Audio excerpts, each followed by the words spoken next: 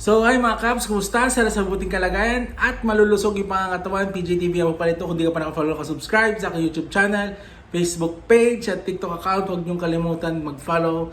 And please, click na rin yung like and share nyo na rin ang video. Ito na, umpisa natin ang topic natin ngayon. Are you advising Pastor Kibuloy to surrender as a senator po? Yes, kasi meron naman warrant talaga galing sa korte. We cannot hide forever.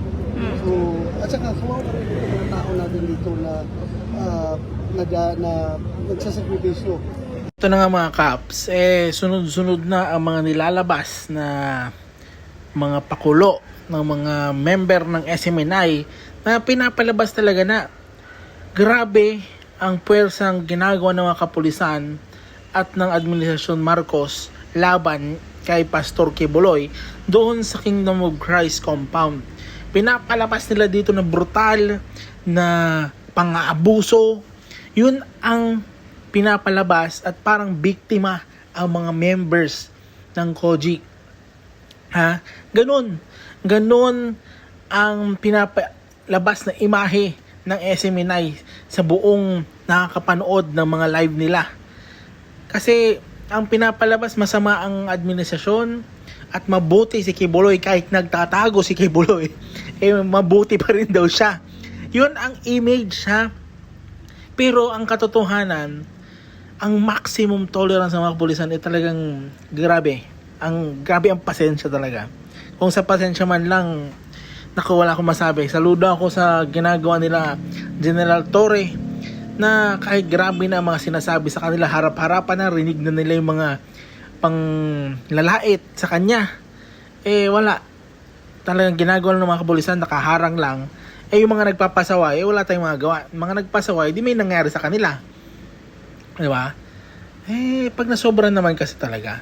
Pero on overall, ang SMNI po, pinapalabas talaga na fake news. Paano nasabing fake news? Puro negative. Negative talaga. As in sa kanil, bias kung baga. Kasi kanino ba naman ang SMNI, di ba?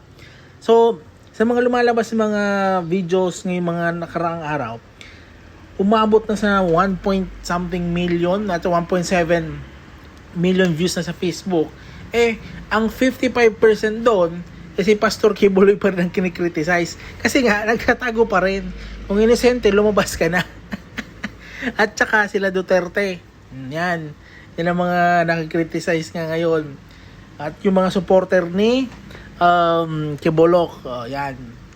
At yung 39%, it's either the PNP o ang administrasyon ng Marcos ngayon, 39% ang nagrereklamo lang kumpara doon sa 55% na naiinis na kila Kibuloy sa mga Duterte. Kasi ba't tayo pa kasi nila ipalabas? Ba't pa kasi tinatago? Pag walang kasalanan, wag magtatago, di ba? Ganun naman yun. Ano ba yan? Napaka-simple. Tapos, dahil kay Kibuloy, nagkakagulo na lahat. Si Kibuloy lang naman ang kailangan dito. Pag si Kibuloy, humarap na, tapos, wala nang mga warrant na walang papasukin din naman sa compound. Ipakita nyo na o sabihin nyo na kung nasaan si Pastor Kibuloy, tapos na yung mga kadramahan nyo dyan. Tapos yung Vice President rin natin, ayaw ng dahas. Nako, isa rin naman. Kung sa dahas man lang sa Davao, grabe. Kung wag nyong kakalimutan, yung sinuntok-suntok ng Vice President natin noon. Di ba? Ewan ko ba, ang daming mga nauuto pa rin talaga.